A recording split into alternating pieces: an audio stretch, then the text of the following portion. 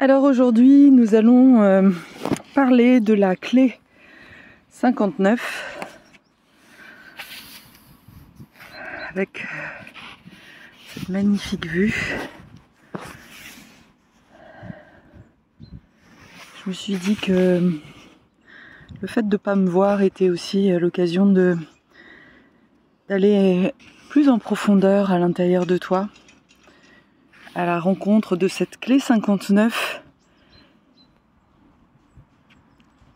que je n'ai pas en fait dans mon profil, et à la fois qui me parle tellement, qui est tellement au cœur de tout le travail que je fais, que ça m'a semblé une évidence de vous la partager.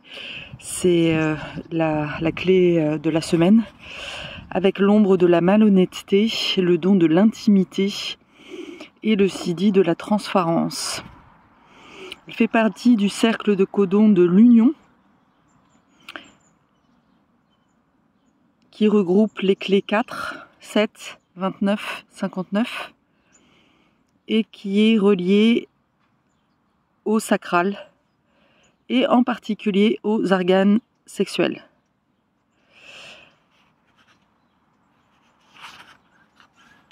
C'est une clé très vaste et qui parle des traumatismes transgénérationnels que nous portons tous dans notre ADN. Ça, c'est les chiens qui sont en train de se battre parce que je suis dans le champ et ils veulent venir vers moi.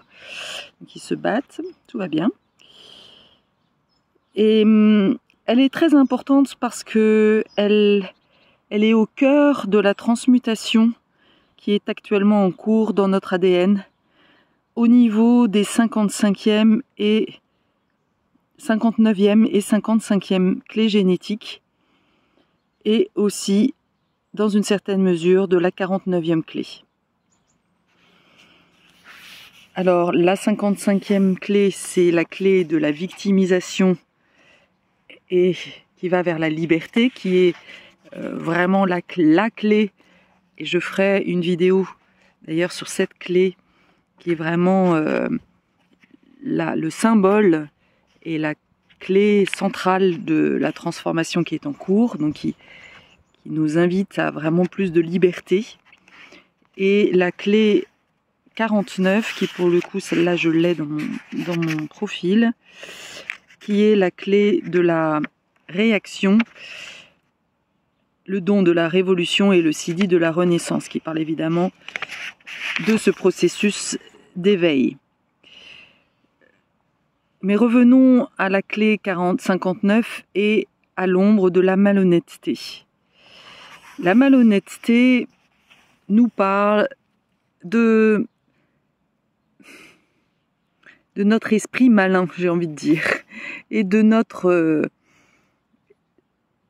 l'ingénierie, de la malice de notre mental pour ne pas nous connecter aux souffrances en lien avec les traumatismes transgénérationnels. Et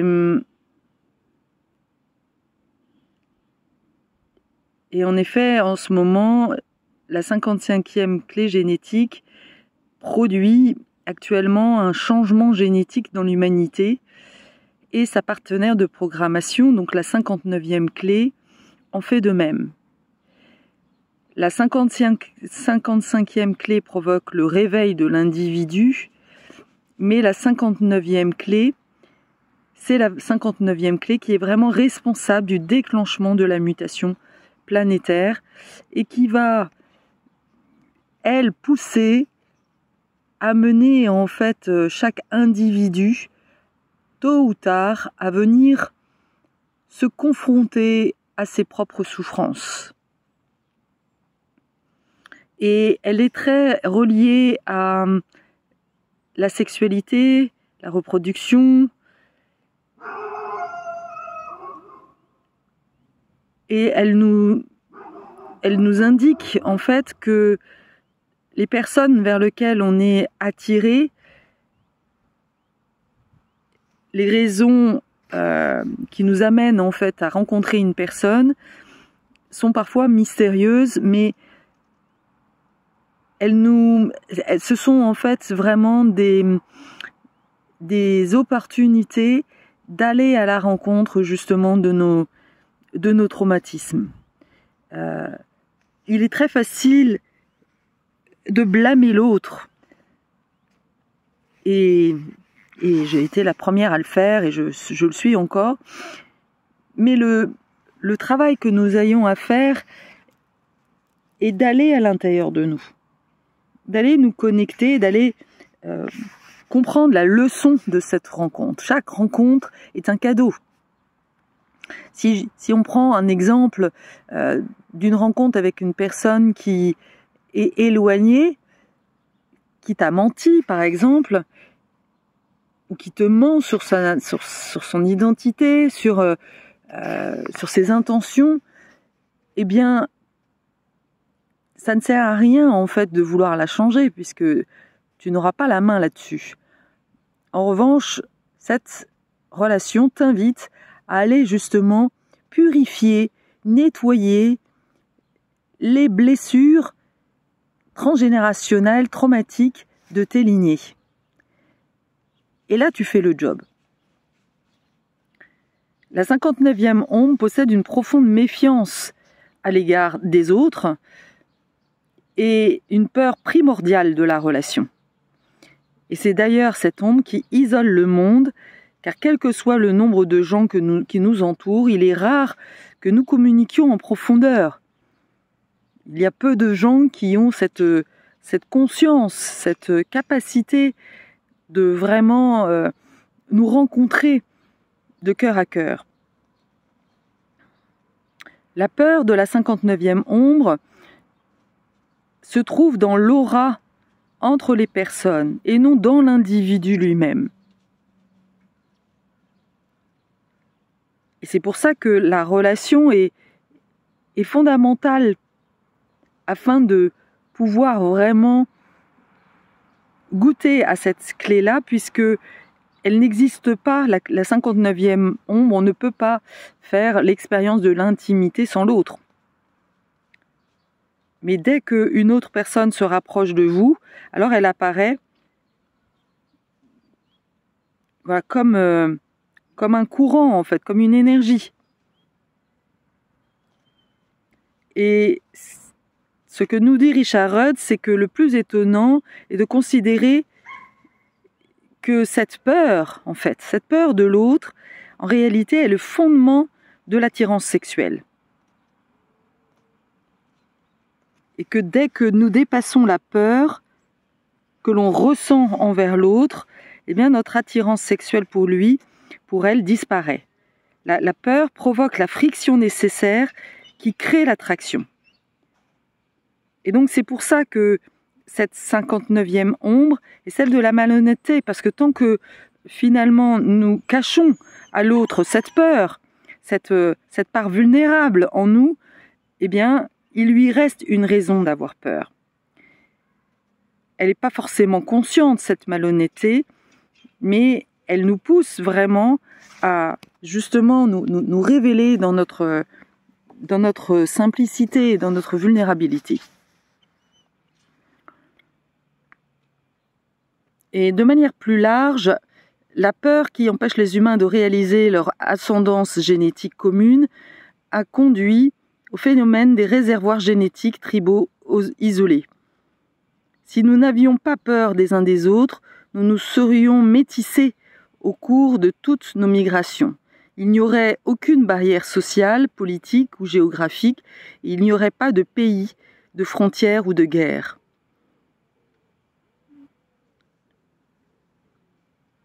Il n'y aurait eu du coup aucune différenciation génétique, aucun art, aucune religion ou spécificité culturelle. Nous serions devenus une masse amorphe et n'aurions probablement pas survécu, dit Richard Rudd.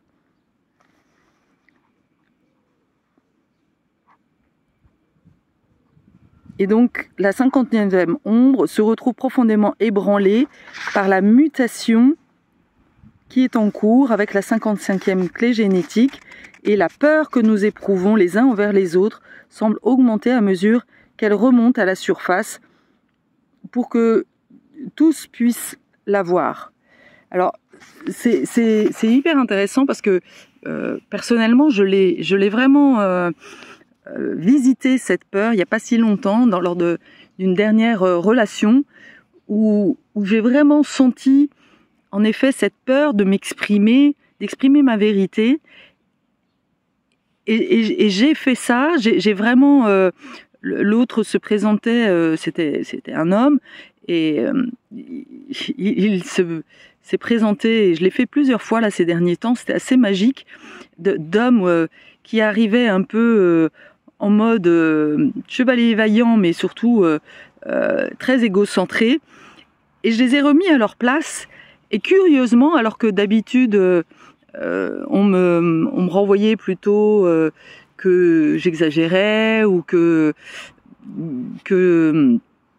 mon propos n'était pas juste.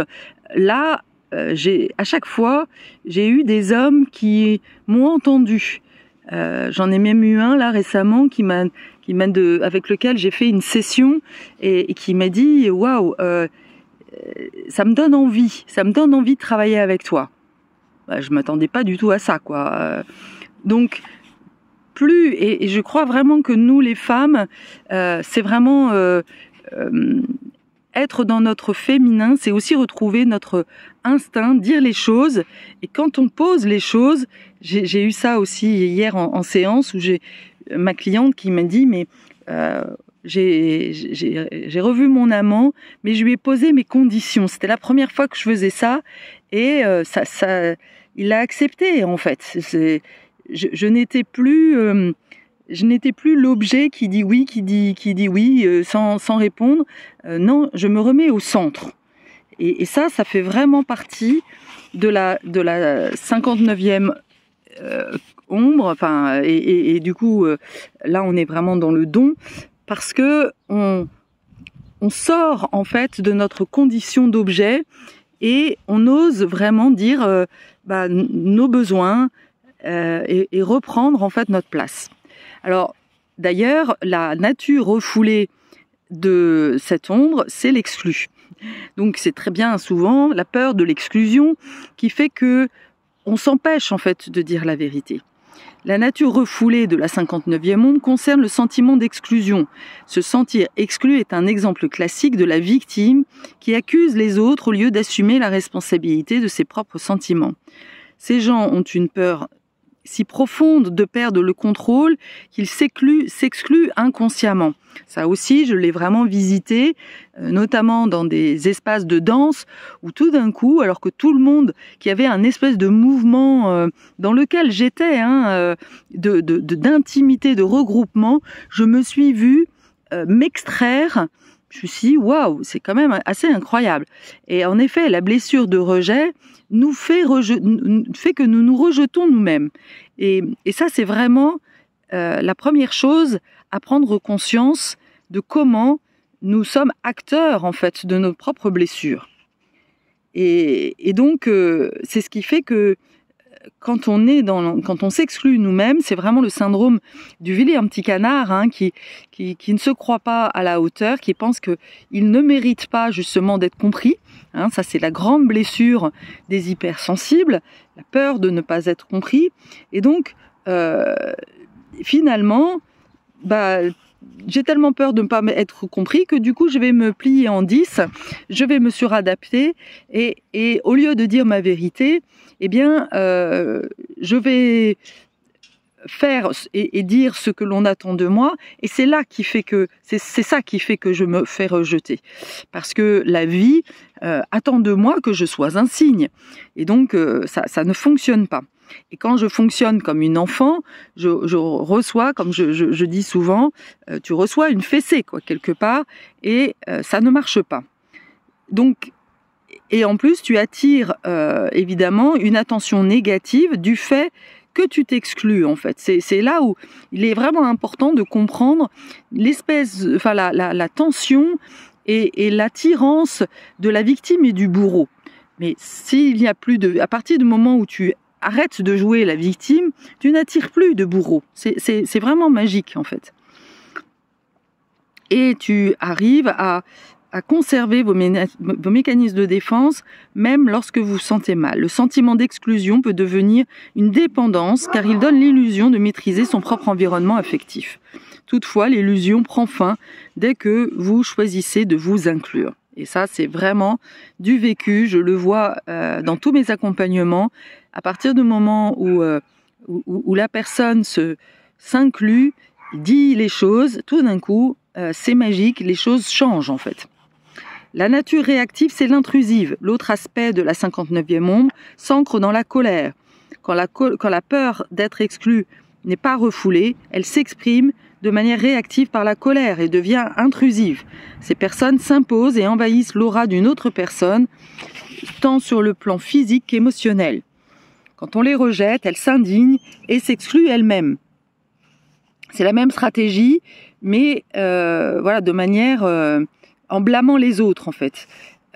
Oui, elle reproche aux autres de l'exclure, mais elle ne se rend pas compte qu'elle est actrice de ça en fait. La différence, c'est que la nature intrusive éprouve effectivement le rejet, alors que la nature refoulée le vit de manière passive. Tant qu'ils trouvent une victime consentante pour jouer leur jeu, les gens intrusifs peuvent être accros aux histoires émotionnelles malsaines. Et donc, le 59e don, c'est le don de l'intimité. Et donc, l'intimité, nous dit Richard Rudd, c'est vraiment la clé qui illustre en fait la nouvelle, ce vers quoi nous allons en fait.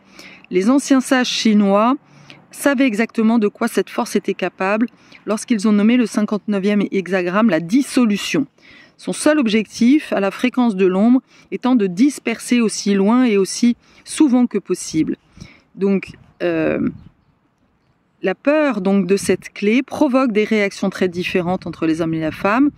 Et au lieu, si justement, plutôt que d'être dans la réaction, on va du coup vraiment ressentir profondément ce qui se passe à l'intérieur de nous, eh bien, on va découvrir justement ce don de l'intimité qui est d'aller à la rencontre de nous-mêmes, d'aller à la rencontre de nos enfants intérieurs blessés, de nos parts blessées, et c'est évidemment la qualité d'autocompassion, la rencontre et l'expérience de l'autocompassion, de l'amour inconditionnel de soi-même qui ouvre en fait aussi dit de la transparence. Et finalement, elle va vraiment nous inviter à nous défaire intérieurement de cette énergie, de ces énergies, que Richard Rudd exprime comme la mue du serpent. C'est aussi un symbole que j'utilise souvent parce que finalement, quand on regarde une mue du serpent, le serpent se retrouve figé et on voit bien que c'est vraiment une sensation de grande vulnérabilité qui se défait quand il se défait de sa propre peau en attendant de voir l'autre qui pousse en fait. Ça se passe un peu en même temps, mais c'est vraiment très très puissant. Et ce que nous dit aussi Richard Rudd, c'est que ce don se trouve dans l'un des symboles les plus profonds en fait de l'archétype sexuel, celui du serpent ou du dragon.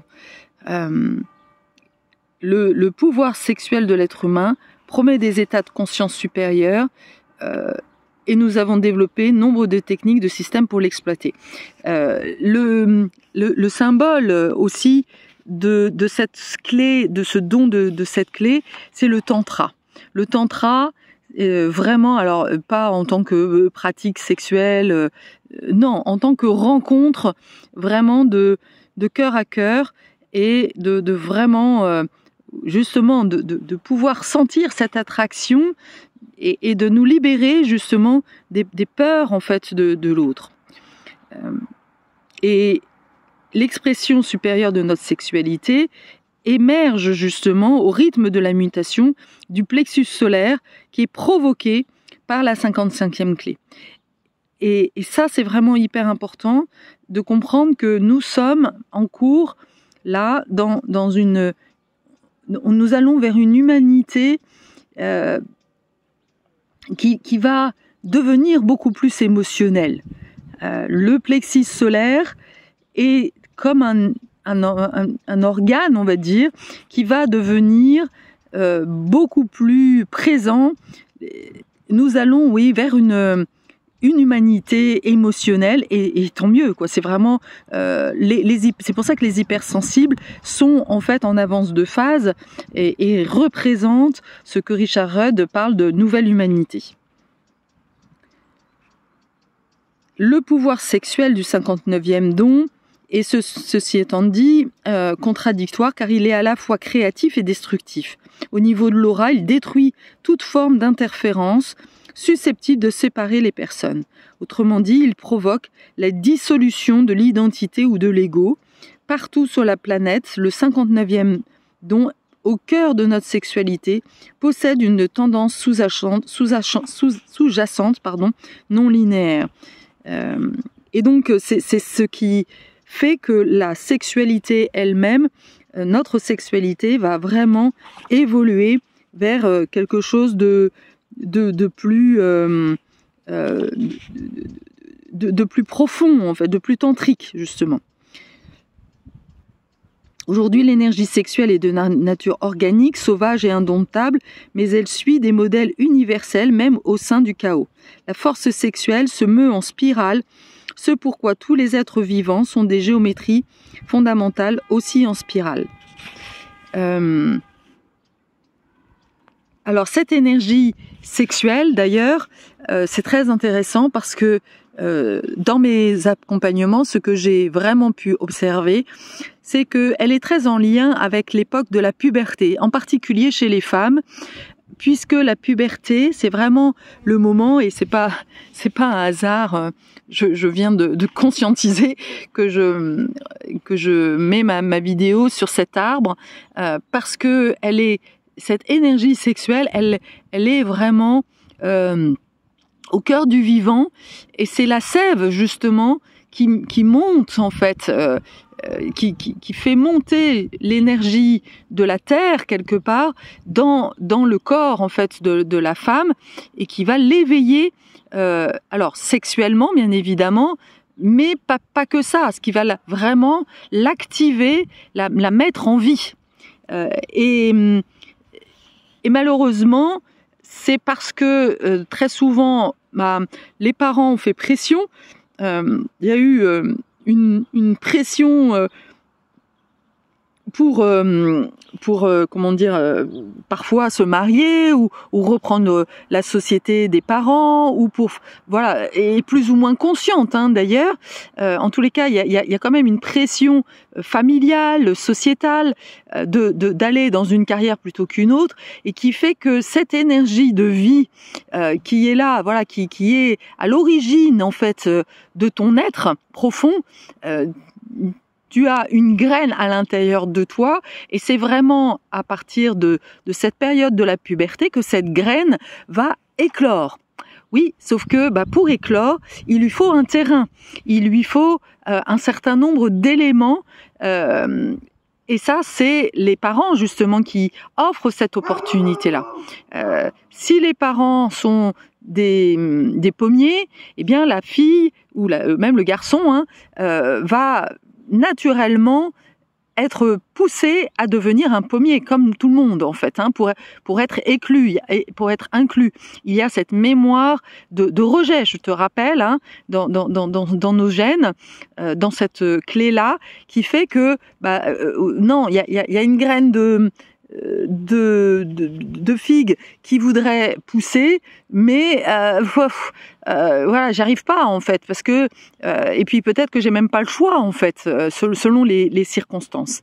Et donc là, l'enfant va faire en fait comme s'il était un pommier, alors qu'au fond de lui, il y a complètement autre chose. Ça se remarque tout à fait dans des familles qui sont très matérialistes et où l'enfant arrive avec une graine artistique. Avant de pouvoir révéler sa graine artistique, il va lui falloir vivre la souffrance finalement de grandir comme un pommier.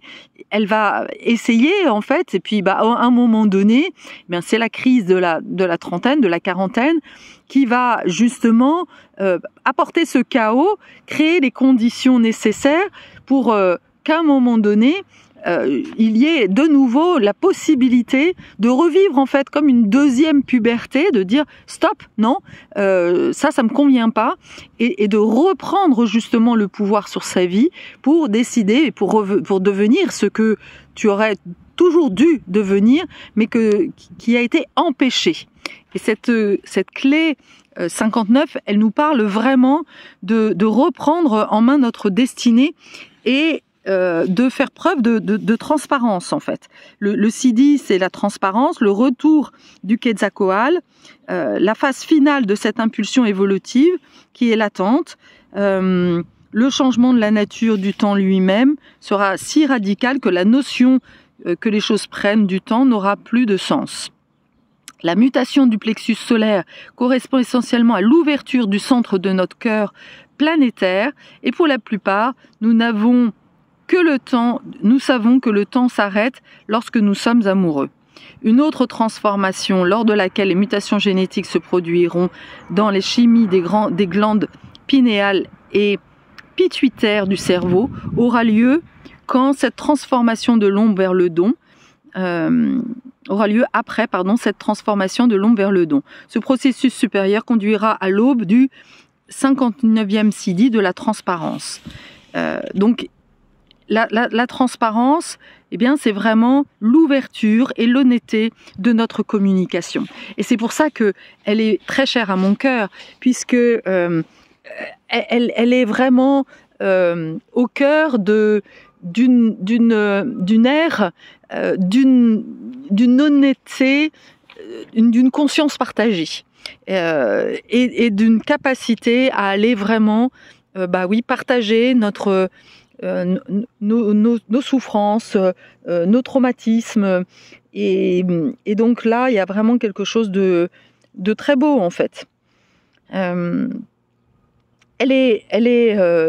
fait partie, c'est la clé maîtresse du groupe du codon appelé le cercle de l'union, et donc qui marque vraiment un gros changement dans nos relations en fait. Qui va justement permettre des relations, on va là vers le cœur du Verseau, c'est-à-dire une communication, une capacité, oui, de pouvoir être en conscience. Et c'est ce que j'ai à cœur justement de partager dans mes retraites, dans les accompagnements en one-to-one, mais quand on le vit dans le groupe, cette connexion, pour moi, l'honnêteté, le Sidi de cette transparence, elle se vit dans une qualité de la connexion. Et quand on est en fait à ce niveau-là d'intimité, c'est là où on se rend compte que nous sommes tous un finalement. Et voilà. Qu'est-ce que je peux vous dire d'autre ? Ouais.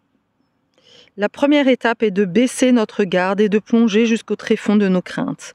Même nos peurs génétiques les plus profondes, comme celle de perdre nos proches, agissent comme des barrières subtiles qui nous empêchent de réaliser que nos gènes ne sont pas exclusifs mais inclusifs. Chacun est notre frère ou notre sœur génétique et non plus un individu isolé.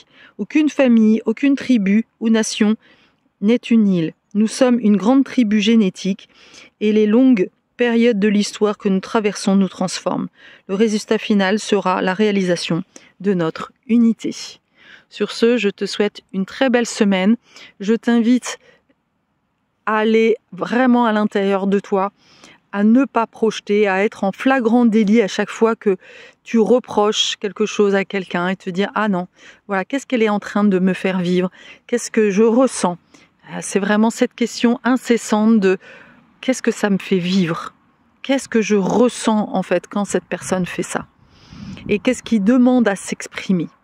Et plus tu vas vraiment t'autoriser de nouveau, jouer ta sale gosse, comme je dis souvent, ça c'est vraiment parce que cette énergie de la puberté, évidemment, elle est aussi en lien avec notre adolescent et notre adolescente. Et très souvent, nous n'avons pas eu le droit en fait à être dans l'adolescence et que nous autoriser la colère authentique, nous autoriser les jurons, tout ça, eh bien, ça contribue à l'évolution. Oui, oui.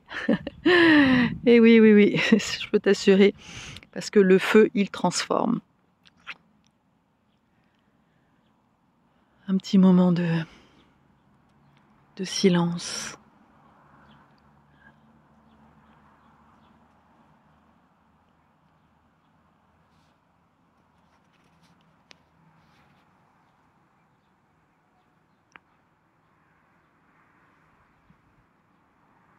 Belle semaine.